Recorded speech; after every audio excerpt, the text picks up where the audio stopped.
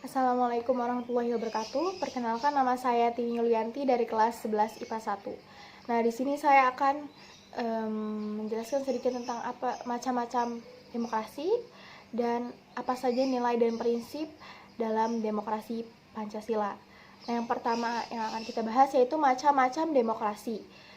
Yang pertama itu ada demokrasi parlementer dari tahun 1945 sampai 1959. Yang kedua ada demokrasi terpimpin dari 1959 sampai 1965. Yang terakhir itu ada demokrasi Pancasila. Nah, di demokrasi Pancasila ini ada dua era, yaitu era Orde Baru dari 1969 sampai tahun 1998. Yang kedua itu ada demokrasi Pancasila dan era reformasi dari tahun 1999 sampai dengan sekarang. Nah, yang selanjutnya yang akan saya jelaskan yaitu sistem demokrasi Pancasila. Demokrasi Pancasila merupakan demokrasi konstitusional dengan mekanisme kedaulatan rakyat dalam penyelenggaraan negara dan penyelenggaraan pemerintah berdasarkan konstitusi, yaitu Undang-Undang Dasar 1945. Sebagai demokrasi Pancasila terikat dengan Undang-Undang 1945 dan penyelaksanaannya harus sesuai dengan undang-undang tersebut.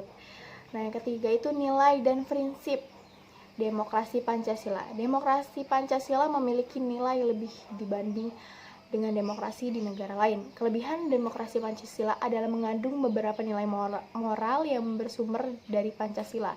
Nah, yaitu persamaan bagi seluruh rakyat Indonesia, keseimbangan antara hak dan kewajiban, pelaksanaan kebebasan yang dipertanggungjawabkan secara moral kepada Tuhan Yang Maha Esa, diri sendiri, dan orang lain, mewujudkan rasa keadilan sosial, pengambilan keputusan dengan musyawarah mufakat, mengutamakan persatuan nasional dan kekeluargaan, dan menjunjung tinggi tujuan dan cita-cita nasional.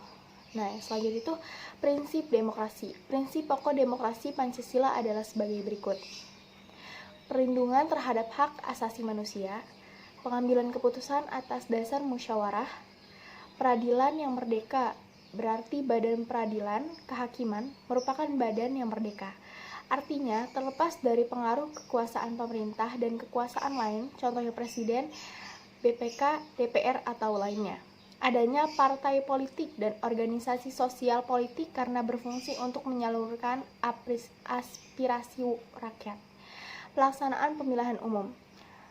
Kedaulatan adalah di tangan rakyat dan dilaksanakan menurut Undang-Undang Dasar Pasal 1 Ayat 2 Undang-Undang 1945. Keseimbangan antara hak dan kewajiban. Pelaksanaan kebebasan yang bertanggung jawab secara moral kepada Tuhan Yang Maha Esa, diri sendiri, dan masyarakat ataupun orang lain. Menjunjung tinggi tujuan dan cita-cita nasional. Pemerintahan berdasarkan hukum. Dalam penjelasan Undang-Undang 1945 dikatakan, Indonesia adalah negara berdasarkan hukum dan tidak berdasarkan kekuasaan belaka. Pemerintah berdasarkan atas sistem konstitusi. Hukum dasar tidak bersifat absolutisme. Kekuasaan tidak terbatas. Kekuasaan tertinggi berada di tangan rakyat. Nah, baiklah, itu saja yang dapat saya sampaikan. Mohon maaf bila ada kata-kata yang kurang jelas atau kurang enak didengar. Mohon maaf. Wassalamualaikum warahmatullahi wabarakatuh.